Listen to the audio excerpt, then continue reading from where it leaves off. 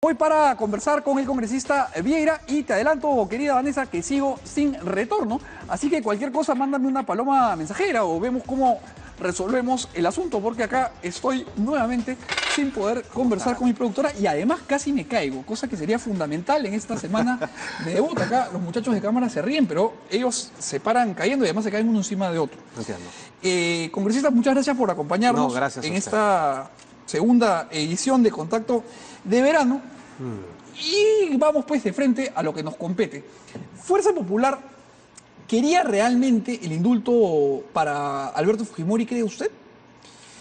Algunos miembros de Fuerza Popular embarraron el indulto, ¿no? ¿Cómo así? Lo embarraron porque ellos fueron los que denunciaron de que se estaba negociando el indulto a cambio de que el gobierno, de que Pedro Pablo se mantenga en el gobierno.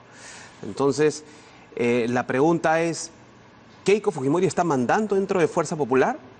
Yo la verdad que lo dudo, porque no creo que Keiko Fujimori pueda dar luz verde para que vayan a embarrar un tema del indulto, que ya se venía trabajando desde que empezó la legislatura de 2016 con el presidente Pedro Pablo Kuczynski, y yo soy testigo porque yo he sido parte del oficialismo, y que obviamente ya las fechas claves o se iban a dar en fiestas patrias o en Navidad, y lo sabían ellos perfectamente. Entonces, esa acción, la verdad que yo quiero pensar de que hay gente atrás de Keiko que no está poniendo, digamos, no está escuchándola a ella y ella está perdiendo el liderazgo interno. Ahora, lo que dice el congresista no es poca cosa. Lo que usted está diciendo es que Keiko no manda dentro de Fuerza Popular. Entonces, ¿quién manda?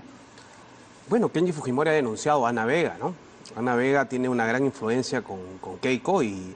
Para quienes no estamos al tanto Ana Vega, ¿quién es Ana Vega? Ana Vega ha trabajado con Keiko de la época de los 90. Cuando ¿Qué rol ejercía? ¿Cómo la ayudaba? Ella era su secretaria y al final... ¿Cuando ella era primera dama? Cuando era primera dama, agarró una mayor confianza. Después ella fue parte clave en la organización del partido, en la parte organizativa. Se trabajó tanto con Keiko como con Kenji, ¿no? Yo fui parte de esa organización y te puedo decir que a la luz de los hechos ella agarró pues una fuerza muy grande, ¿no? Tanto así que Kenji Fujimori, que tiene el respaldo de su padre, están pidiendo pues que sacarla de Fuerza Popular, ¿no? Junto con Pierre Figari, que es el otro asesor que... Lo que pasa es que Pierre ha trabajado siempre al lado de Ana Vega, pero ahí la pieza clave, fundamental, estratégico, Ana Vega, ¿no? Pero lo que usted considera entonces es que Ana Vega y Pierre Figari, este binomio que asesora a Keiko Fujimori, ¿son quienes realmente ejercen el poder sobre la bancada? Mira, es que a mí me resulta inconcebible de que Keiko haya permitido que sus propios congresistas embarren el indulto, que significaba la libertad de su padre, que tenía 12 años de prisión. Una gran parte en el Perú, 10 años, y cerca de 2 años en Chile. Entonces, yo no creo pues que ella como hija haya provocado ese tipo de acción, que lo único que hizo fue embarrar un indulto que ya se venía y que simplemente era cuestión de días y que coincidió con el tema de la vacancia. Ahora, el verbo que usted ha usado es embarrar. ¿Por qué cree que se embarró el indulto? Porque obviamente se estaba tocando el tema de la coyuntura, el tema de la vacancia, y recibió un respaldo de Kenji Fujimori con 9 congresistas Los Avengers. Exacto, recibieron ese apoyo y cualquiera podría interpretar de que fue un toma y daca, y la verdad que no fue así. Y yo te lo digo porque yo he conversado con el presidente, yo por más que estuve alejado de la bancada de Peruanos por el Cambio, siempre he tenido una relación con el gobierno, he conversado con el presidente y la predisposición para buscarle una salida a Alberto Fujimori fue desde un inicio. Pero si es que esta predisposición existió, como de hecho sea de paso hay varias pruebas de que fue así, ¿por qué nadie tuvo el tino de aconsejar al presidente y decirle que no era el momento? Porque de alguna manera, finalmente, y usted lo sabe mejor que yo, la política se construye sobre percepciones, sobre símbolos. Es muy cierto, de repente no era el momento políticamente, pero ya era una especie de, también hay que tomarlo del otro punto, ¿no? De repente el presidente quiso darle esa, digamos, esa gratitud al grupo que lidera Kenji Fujimori, que siempre abiertamente ha apoyado al gobierno, pero luchando él por la libertad de su padre, ¿no? Tanto que fue un tema manoseado durante el gobierno de Alan García, el gobierno de Ollantumala y bueno. Sí, ha sido un tema transversal a los últimos gobiernos. Ahora, dicen que este grupo de seguidores de Kenji Fujimori no solamente se reduce a los que hoy se han presentado frente al país como los Avengers, sino que habrían otros miembros de Fuerza Popular que se podrían adherir a la facción de Kenji si es que hubiere una escisión. Supuestamente 2021 dicen, ¿no? 2021, bueno, solamente ellos nomás lo saben. Yo lo único que espero es que se pongan de acuerdo los hermanos. Indiscutiblemente Kenji ya tiene un liderazgo que no le habían concedido los directivos de Fuerza Popular, porque a Kenji lo tenían pues a un lado, ¿no? Entonces, ahora creo que Keiko tiene que ponderar la situación de su hermano y por el bien del fujimorismo trabajar en conjunto y buscar los beneficios para el país, ¿no? Ahora, desde una perspectiva ya netamente partidaria, ideológica, ¿cuál es la diferencia entre Keiko y Kenji?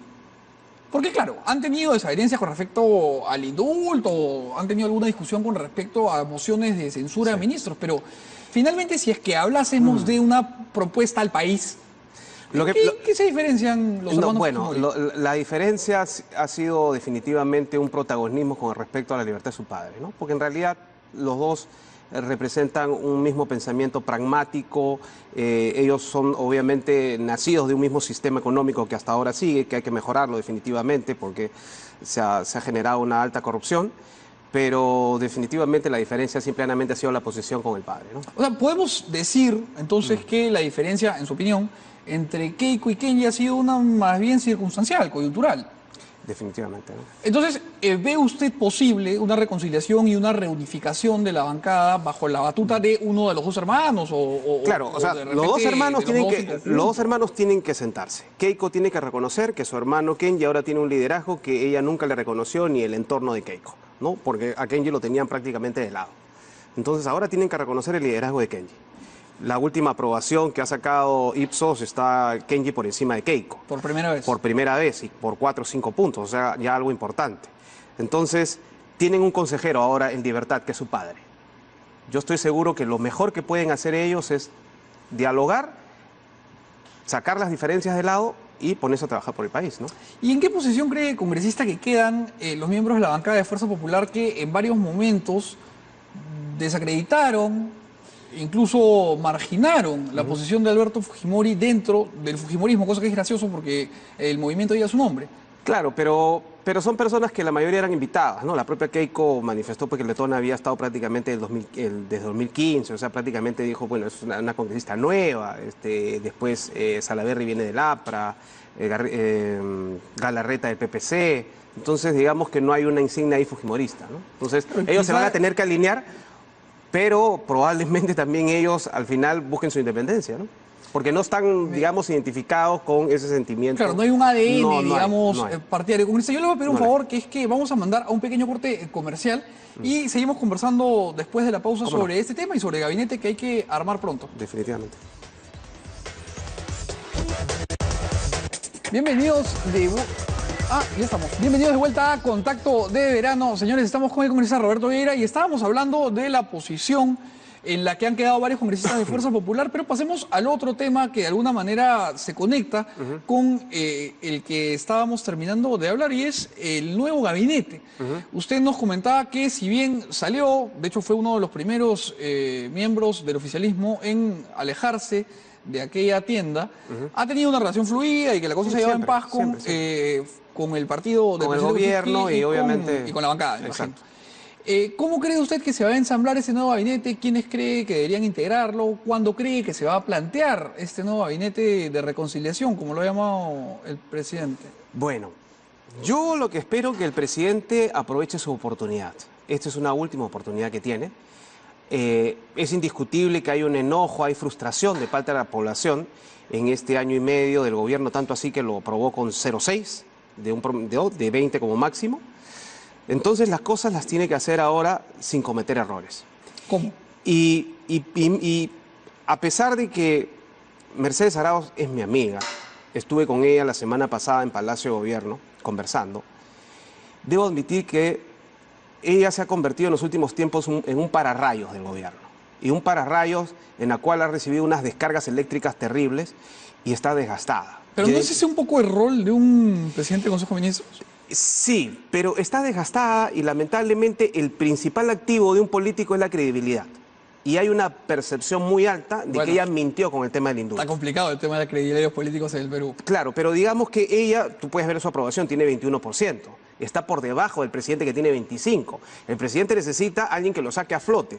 Una persona que tenga un consenso, una alta aprobación en la población, que tenga una aprobación de parte de las fuerzas políticas, digamos que tenga un 40-50% que pueda sacar al presidente a flote, porque tiene un 25% todavía endeble. O sea, ¿usted cree en que cambio, Meches no debería encabezar en cambio, el presidente gabinete? en este caso es prácticamente la boya de Mercedes Arauz, porque Mercedes Arauz está en 21. Entonces, Es una boya endeble. por lo que hemos eso, visto por esta eso semana. pueden Pero hundir los entonces le dos. pregunto directamente, Entonces, ¿cree usted que Meche Arauz debería dejar la presidencia yo del le Consejo de aconsejo a Ministros? Mercedes Arauz que ella debería dejar el gabinete y más bien fortalecer la institución presidencial, porque todavía el tema del presidente todavía no está esclarecido. ¿Qué sucede si mañana la situación se empeora en el tema jurídico del presidente? ¿Cree usted eso que Dios no que quiera, se va a pasar? pero Dios no quiera suceda. Pero no creo que sea un tema Pero- de Dios, tiene que ver un No, no, tema no, más pero- bien con lo que Kuczynski ha hecho. No, es lo que yo deseo, te estoy hablando, Dios quiera, pero eso lo determinarán los tribunales. Pero ¿qué sucede si mañana la situación se complica jurídicamente el presidente va a tener que dar un paso al costado? Imagínate pues Mercedes Arauz, que es la vicepresidenta, o La la segunda, segunda, y probablemente en una crisis de esa situación ella asuma la presidencia, que lo asuma desgastada. Ahí le hago una pregunta. ¿Por Que la qué, suma ¿por qué desgastada. asume usted que Entonces- Mercedes Arauz asumiría la presidencia si Martín Vizcarra es el primer vicepresidente? Lo que pasa es que a Martín lo he visto muy desenganchado en los temas políticos. Bueno, está embajador en Canadá, ¿no? pero Que de me todas imagino maneras, yo que es la definición pero en de- el tema de chincheros, desenganche en el tema por chincheros, antonomasia. Chincheros prácticamente renunció sin necesidad. Él asumió una responsabilidad tal que renunció y inmediatamente se fue a una embajada. Ya, pero- Yo creo que eso digamos que pero- no nos da cierta confianza, pero sí en Mercedes Arauz sí tiene esa capacidad. Pero para recapitular rápido, congresista, lo que usted está diciendo, porque es de alto calibre, usted recomienda que Mercedes Arauz primero deje el gabinete y luego que en una eventual, dice usted, Dios no quiera, Esté preparada. posibilidad de que el presidente tenga que dejar el ejercicio de sus funciones, Claro. ella esté preparada porque Martín Vizcarra no podría asumir la presidencia. No, no es que no pueda asumir. Lo que pasa es que Mercedes Arauz, creo yo, se muestra pues como una activa política que podría, digamos, ejercer esa función ante cualquier dubitativo Vizcarra que hasta ahora se ha mostrado. No es lo que yo deseo, pero tenemos nosotros que fortalecer la institución presidencial porque tenemos que fortalecer la democracia. ¿Me entiendes? O sea, sería terrible que el presidente caiga y no tengamos nosotros un vicepresidente que esté a la altura para asumir las riendas del país. Imagínate todo lo que va a afectar eso a nuestra economía. Hablando justamente de eso, ¿no le parece que el envío de Martín Vizcarra como embajador a Canadá responde a una suerte de encapsulamiento o una búsqueda de protegerlo, de aislarlo, para que justamente no reciba embates políticos como los que ha recibido Mercedes Arauz? Podría ser una posibilidad y si es así, a buena hora. Pero creo que Mercedes Arauz también es otro pilar importante. Yo creo que los dos deberían estar, digamos, calentando, obviamente eso es lo que no se desea, pero calentando ante una posible, Dios no quiera, situación complicada para el presidente de la República. Eso es lo que uno no desea. Entonces, imagínate Mercedes Arauz si viene desgastada con el tema del gabinete. Yo por eso le recomiendo. Yo quisiera, ella tiene una capacidad enorme, es una mujer espléndida, pero la situación es, su credibilidad lamentablemente está por los suelos. Y su desaprobación, 80%. Vamos con esta a hablar de quién cree usted que debería encabezar el gabinete, pero no quiero dejar de recordarles que ustedes pueden opinar, participar y hacer preguntas a quienes nos acompañan aquí en Contacto de Verano a través del Twitter con @contacto_n_abajo y pueden, como hicimos ayer, participar de manera activa. Aquí vamos a leer cualquier comentario y pregunta que tengan para el congresista. Aquí nos avisan rapidito y vamos con eso. Entonces, regreso a la pregunta que le estaba yo planteando, congresista. ¿Quién cree usted que tendría las capacidades, las cualidades como para encabezar este gabinete en esta tormenta que vamos a tener que sortear? Claro, que hemos superado, pero todavía han quedado los estragos. Mira, no te puedo aventurar un nombre, pero... Échese uno, pues deme un titular para mañana, alguito. ¿A quién te puedo recomendar? Que tenga una alta aprobación. Pero la aprobación no necesariamente es el único elemento, ¿no? Pero yo creo que ahorita el presidente necesita a alguien que tenga una buena aprobación. Ricardo Gareca. Ricardo Gareca sería extraordinario, yo creo que me ha sacado el contexto.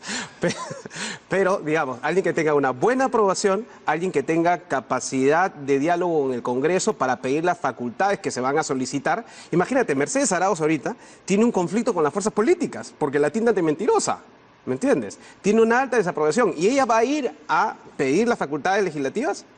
¿Va a ir a pedir el voto de confianza? Ni hablar, pues. Bueno, no se lo van a dar. Importante Entonces, es decir que si no le dan el voto de confianza, el presidente está facultado para cerrar el Congreso. De acuerdo, pero no estamos para conflictos, pues. Hay Bueno, que, si estamos hablando de... pero estamos en el medio de una guerra fría, pero si ya estamos, con los misiles apuntados al mejor estilo de los Es una 60s. segunda oportunidad para el presidente. El presidente tiene que aprovechar y un gabinete conciliador. Que ponga un premier que en este momento tenga una buena aceptación, lo va a ayudar al presidente a salir a flote y que se maneje bien con las demás fuerzas políticas. Pero si va a ir al choque, entonces al final el perjudicado es el país, porque todo eso genera inestabilidad. Y para ir cerrando la conversación, congresista, le digo que digan un nombre. ¿Quién? Porque si la aprobación es el único elemento a través del cual vamos a considerar la reunión, digamos, de competencias necesarias para que alguien sea premier, Gareca. Para mí particularmente Pedro Lechea. Pedro Lechea. Pedro Lechea debería ser el premier del gabinete. ¿Por qué? Pedro Lechea es un tipo que se lleva bien con todas las fuerzas políticas. Es un tipo que tiene una alta desaprobación, a pesar de que le ha ido muy mal en la pesca, pero debo reconocer yo como especialista pesquero que le ha ido muy mal en la pesca por mantener a un grupo que lamentablemente no debe de sacarlo de la pesquería, ¿no? Como el viceministro Soldi, que hace barbaridades, cosas espantosas, y él debería ir, por ejemplo, como premier. Para mí es la persona ideal. ¿Y cree usted que el fujimorismo debería integrar el gabinete de manera activa? ¿Por qué no? El fujimorismo, Fuerza Popular, Frente Amplio, todos los que quieran participar. Pero yo creo que si vamos a buscar un gabinete conciliador, necesitamos que todos participen, no le podemos cerrar las puertas a nadie.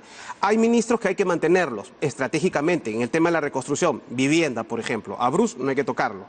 A Agricultura pienso que tampoco. El tema de transporte tampoco. Pero lo demás, las demás carteras, yo creo que hay que ponerse, hay gente Para que pensar, necesitamos traer. Y obviamente que venga con capacidad de diálogo, que sean buenos gestores y que sean políticos también. Pero no como hoy día, por ejemplo, se ha filtrado de que probablemente Kurt Burneo sea ministro de la producción. También sería pésimo, pues a él lo sacaron del gobierno de Ollantumala. ¿No? Lo sacaron del gobierno de Ollantumala por una gestión pésima en la pesca. Entonces ponerlo a él es... complicaría la situación. La pesca está en crisis. Tengo que interrumpir el tiempo volado, ha sido un gusto conversar con usted, pero usted ha soltado cosas de alto calibre, como decíamos, ha recomendado al congresista Vieira la renuncia de Mercedes Arauz, ha dicho que Mercedes Arauz está mejor capacitada que Martín Vizcarra para gobernar y ha soltado el nombre de Pedro Lechea protegerla como premier. A Mercedes Arauz hay que protegerla. Ha sido un pararrayos, le ha caído 2 descargas eléctricas y en otras palabras está quemada ahorita como para afrontar un gabinete que dé... Mercedes Arauz está quemada. No, pero ha quedado, digamos, golpeada, digamos, no está quemada, porque tiene una alta capacidad y ella fácilmente puede dirigir el país, Dios no quiera, ante una eventual situación difícil del presidente que no pueda superar de las acusaciones. Bien, muchas gracias, congresista, por su tiempo. Nosotros nos hacemos un corte comercial y regresamos para conversar con Ditel Columbus y Lucho Davelui, que ya están aquí con nosotros.